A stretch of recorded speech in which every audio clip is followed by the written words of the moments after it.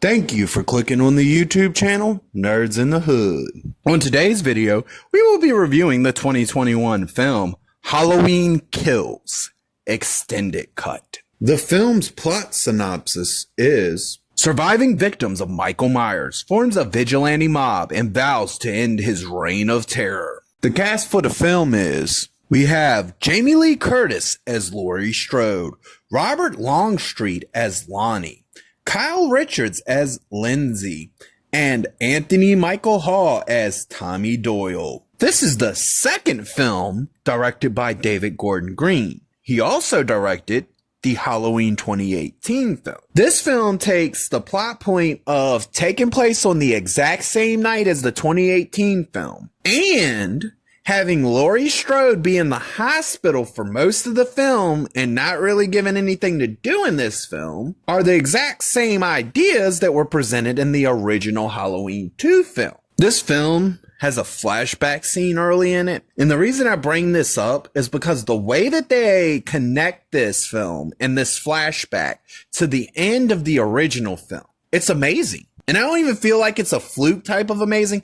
It's literally amazing that not only did they capture the same atmosphere in this flashback scene, but it feels like a natural continuation of where the original film ends off. And it also builds the lore out to make the lore for this trilogy more connected to that film. This movie does amazing at continuing the previous film's story, and it doesn't miss a beat. It literally picks up exactly where it's supposed to, and it connects perfectly. This is my personal favorite out of this trilogy, and it has a lot to do with the fact that this trilogy is back to Michael being pure evil. In this film, they seriously let the Shape just do whatever the fuck he wants, and it's worth it. The kills in this film are literally some of the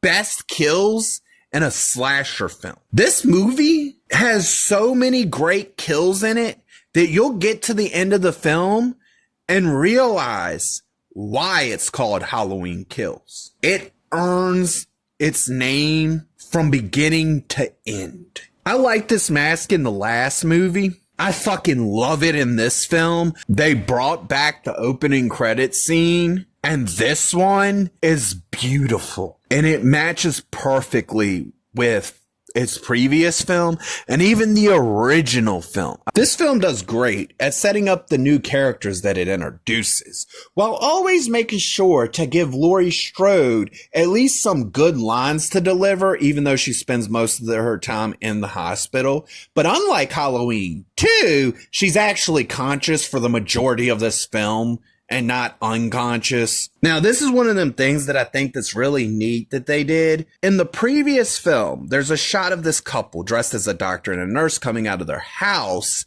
and the husband's forgotten his stethoscope. So he goes back in to get the stethoscope, the scene cuts away from them and continues on.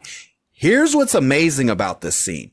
Those characters were introduced in a 2-second scene in the previous film, and they're now main characters within this film. This film has one of those types of cast that just do 130% in every fucking scene. Now, as much as I love this movie, there is one minor thing in it that becomes slightly irritating and then kind of goes away. And it's, they set up the movie to have this concept of mob mentality, and the mob comes up with a chant, and that chant gets chanted a wee bit too much. With all the kills in this film, I would be disrespecting the shit out of this film if I didn't bring up the fact that with every one of these kills, there is some great fucking effects behind it. They are fucking beautiful.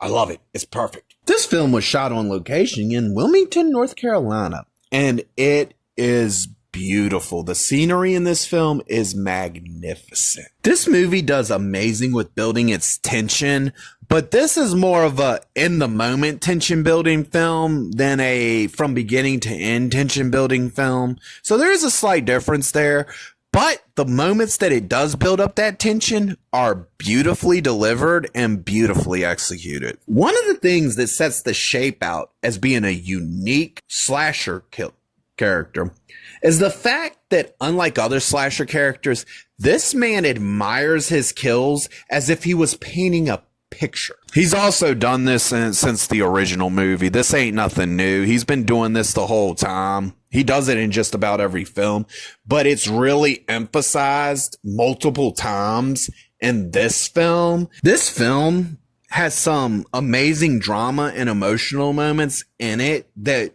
are really well executed and are delivered amazingly. It's kind of in the same way that they did with 2018, where they were able to deliver these moments while not taking away the horror aspect of the film.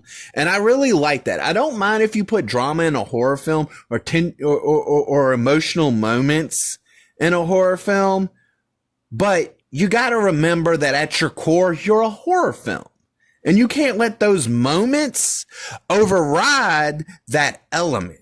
And this movie has a perfect balance for that. This movie shows how the Shape affects the people of Haddonfield and how they can become a mob and how that mentality can sometimes be a bad thing. And I like the way that they did it because they didn't do it in a way that kind of undermines anything else in the film. We have the John Carpenter theme, which is still the shit to this day. I'm not even kidding with y'all. I've said this in every video so far, and I'll say it in every video that they do his theme music in. But the rest of the film's score is also really amazingly done and works really well within the movie.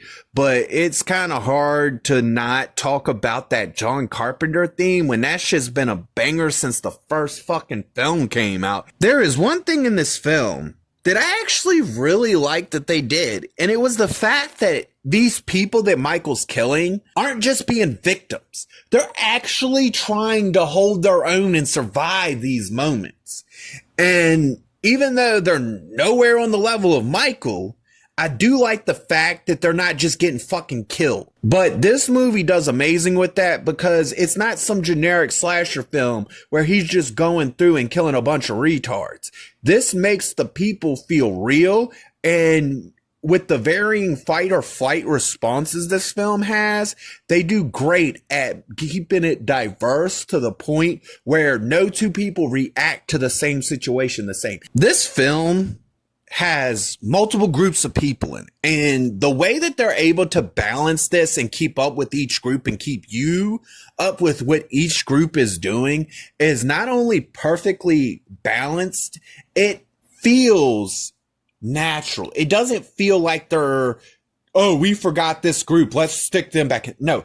Every group, each one of the different groups in the film gets a proper amount of screen time and are shown doing something within the film in a way that doesn't become confusing. It doesn't feel over convoluted, and it flows beautifully. The third act for this film goes off the fucking rails in a great way. It's amazing and fucking crazy at the same time. It delivers on the setup of the film and what the film is building to, and executes it amazingly to where you don't feel disappointed in this third act in any way, shape, or form. And I'm going to say now, there is one more movie after this, but if they seriously would have ended it right here, it would have been a beautiful ending. The way this film allows the Shape to come in and just slaughters a lot of people in Haddonfield is amazingly executed. The story for this film, though simple, never becomes overcomplicated or very confusing at all, even when it's juggling multiple groups of people. We get an amazingly acted film that's entertaining from beginning to end. And we get a movie that is damn near the perfect sequel. We also get probably what will be my favorite Halloween film in this era of Halloween, which is the David Gordon Green trilogy, also known by me as the 40-year trilogy. And it's for a lot of great reasons. And I could go on all day telling you just how amazing this movie is. And I would start repeating myself. I'm going to tell you the truth. I would. So I'm going to tell you now, I love this movie. It is my favorite of the David Gordon Green trilogy, the 40 Year Later storyline. And no matter what they do going forward, this movie will always stand out to me as being more than just a film, as being almost a work of art, but not quite a work of art, because there's some things in it that just keep it from reaching that exact level.